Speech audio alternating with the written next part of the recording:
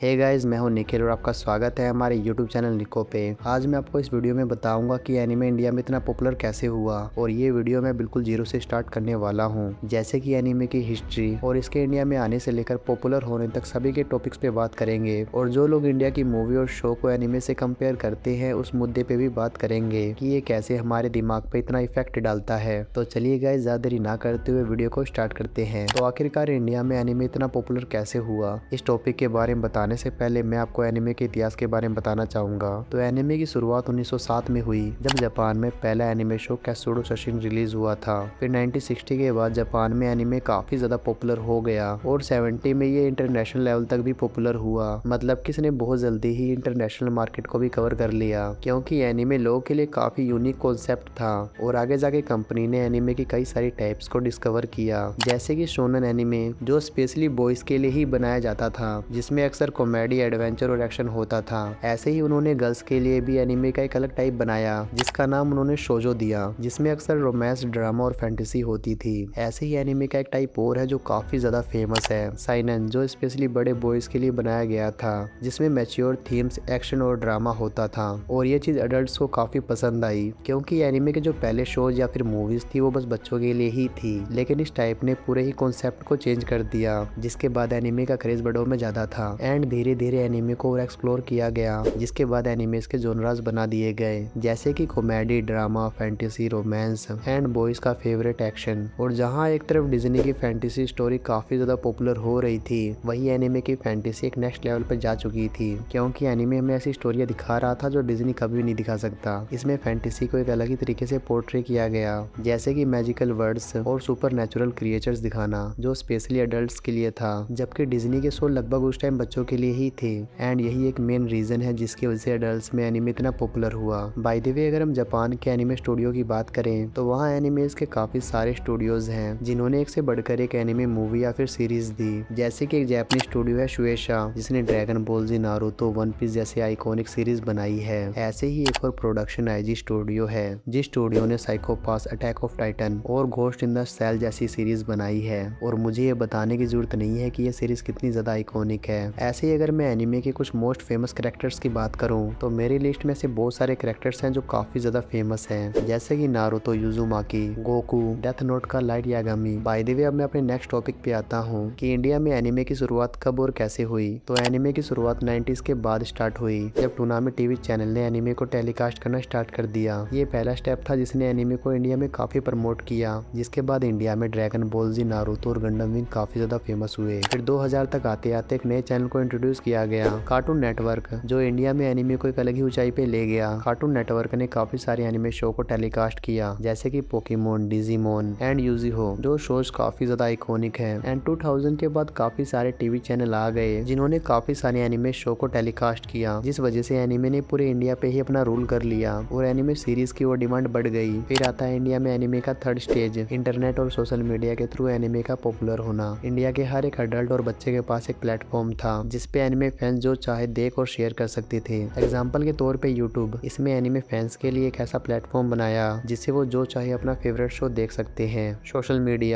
Media जैसे Twitter, Facebook, Instagram, इन्होंने fans को एक ऐसा प्लेटफॉर्म दिया जिसपे वो अपनी फेवरेट मूवी के बारे में डिस्कस कर सकते हैं। इंडिया में एनिमे का फोर्थ फेज, एनिमे कन्वेंशन और इवेंट्स। इंडिया में काफी सारे एनिमे इवेंट्स होते हैं, जैसे कि comic con India, anime con और ओटाकू फेस्ट जैसे कई सारे इवेंट्स हैं जो एनिमे को प्रमोट करने के साथ साथ फैंस के साथ भी बात करते हैं। और ऐसे ही मेन स्ट्रीम मीडिया जैसे टीवी चैनल, न्यूज़पेपर, मैगजीन्स जैसे the times of India, the Hindu और कॉमिक कॉन मैगजीन ने एनिमे के बारे में कई सारे आर्टिकल और फीचर पब्लिश किए हैं, जिन रीजन से इंडिया में एनिमे इतना ज्यादा पॉपुलर हुआ है। अब हम इस टॉपिक पे बात करते हैं कि इंडिया की यूथ में एनिमे को लेकर इतना क्रेज क्यों है, ऐसे क्या रीजन है जो एनिमे को बाकी शोज से अलग करते हैं। फर्स्ट पॉइंट है ग्राफिक और एनिमेशन का अट्रैक्शन। एनिमे में काफी एपिक लेवल के एनिमेशन और ग्राफिक होते हैं जो ऑडियंस को काफी ज्यादा अट्रैक्ट करते हैं। सेकंड पॉइंट है यूनिक स्टोरी टेलिंग और उनके यूनिक कैरेक्टर्स। एनिमे में स्टोरी को काफी यूनिक तरीके से प्रेजेंट किया जाता है, जिस वजह से ऑडियंस कैरेक्टर्स के साथ काफी कनेक्शन फील करती है। थर्ड रीजन है सोशल मीडिया। सोशल मीडिया हमारे माइंड पे काफी ज्यादा इफेक्ट डालता है और जो हम ऑनलाइन प्लेटफॉर्म पे एनिमे की छोटी छोटी क्लिप देखते हैं, इससे एनिमे देखने की इच्छा और ज्यादा बढ़ जाती है क्योंकि इन प्लेटफॉर्म पे एनिमे को कुछ अलग ही तरीके से पोर्ट्रे किया जाता है। फोर्थ रीजन है डब्ड और सबटाइटल वर्जन। पहले एनिमे शो बस जापानीज या फिर इंग्लिश में ही आता था,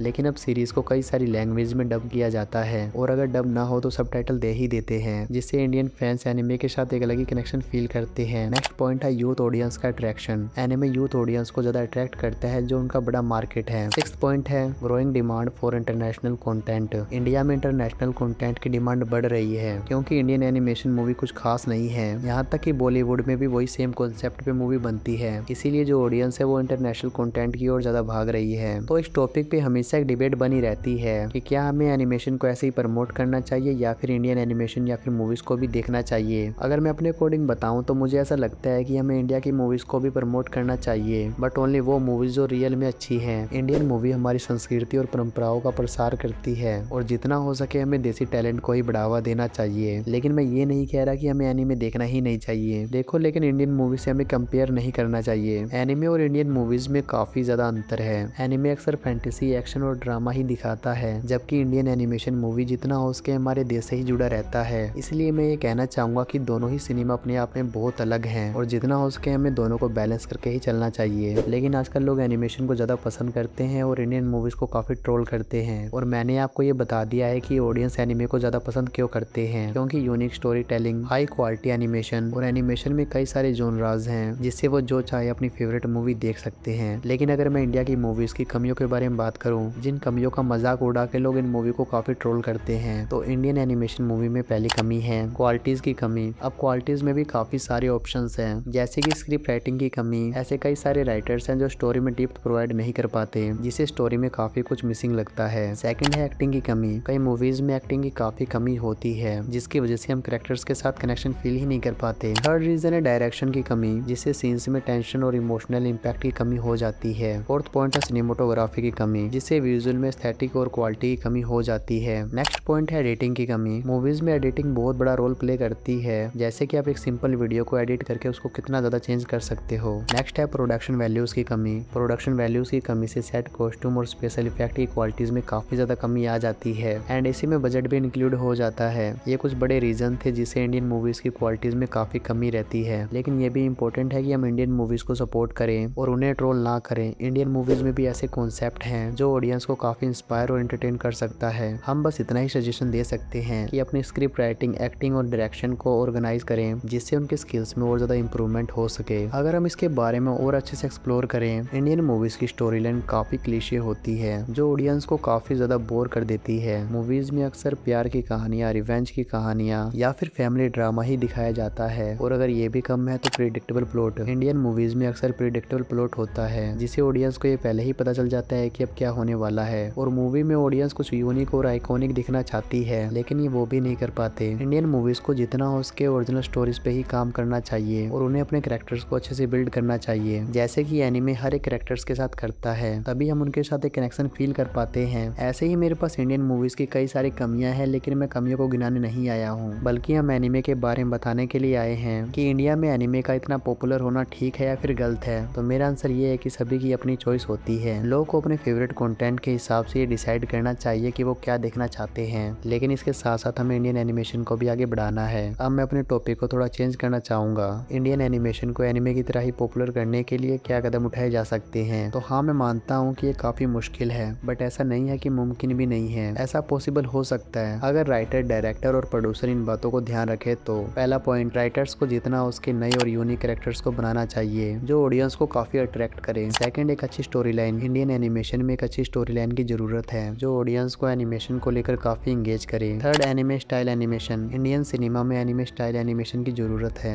जो विजुअल्स में क्वालिटीज को इंक्रीज करे। Fourth, collaboration with international animators. अगर इंडियन एनिमेशन बाहर के एनिमेटर्स के साथ कोलैब करे तो वो ऐसे आइडियाज दे सकते हैं जिससे इनकी क्वालिटीज में काफी चेंजेस आए। नेक्स्ट है फोकस ऑन नीश ऑडियंस, जो ऐसे ऑडियंस को स्पेसिफिक जोनराज और कंटेंट प्रोवाइड करे। नेक्स्ट है एक्सपेरिमेंट और इन्वेंशन। हमें इंडियन एनिमेशन में ऐसे एक्सपेरिमेंट करने की जरूरत है जो नए और अनोखे फॉर्मेट और स्टाइल को एक्सप्लोर कर सके। और हमारी माइथोलॉजी में इतनी सारी स्टोरीज हैं, अगर वो चाहे तो पता नहीं कितनी सारी स्टोरीज को एक्सप्लोर कर सकते हैं, या फिर उन स्टोरी से इंस्पायर होकर वो खुद की स्टोरी क्रिएट कर सकते हैं। मतलब कि इंडिया में एनिमेशन के लिए बहुत सारा कंटेंट है, लेकिन बात बस इतनी सी है कि आप उसको किस तरह से यूज करते हो, ये चीज आपके ऊपर है। और मैं इस वीडियो के माध्यम से इतना ही कहना चाहूंगा कि जितना उसके इंडियन सिनेमा को भी प्रमोट करें और आप एनिमे को इंडियन एनिमेशन से कंपेयर ना करें। अगर इंडिया चाहे तो वो भी कई सारी सीरीज को क्रिएट कर सकता है, लेकिन जो डायरेक्टर और प्रोड्यूसर होता है वो रिस्क लेना नहीं चाहता, क्योंकि ऐसी कई सारी मूवीज है जिन पे अच्छा रिस्पॉन्स नहीं आया, जबकि वो मूवीज काफी ज्यादा अच्छी थी। लेकिन धीरे धीरे कई डायरेक्टर और प्रोड्यूसर इस चीज पे कदम उठा रहे हैं ताकि हमारे इंडियन एनिमेशन को भी बचाया जा सके। बाकी कोई भी दिक्कत नहीं, आप एनिमे को देखें, बस इसका आपके दिमाग पे कोई साइड इफेक्ट ना पड़ने दें। बस अब गाइस वीडियो को यहीं पे रैप अप करते हैं, और अगर आपको वीडियो थोड़ी सी भी अच्छी लगी हो तो प्लीज वीडियो को लाइक एंड चैनल को जरूर सब्सक्राइब कर देना, ताकि ऐसी मोर इन्फॉर्मेटिव वीडियो आपके पास आती रहे। बाय द वे अपने ओपिनियन जरूर मेरे साथ शेयर करें, और जो कुछ भी आपके क्वेश्चन और डाउट्स है वो कमेंट जरूर करना। ओके गाइस, मैं चलता हूँ, टाटा बाय बाय।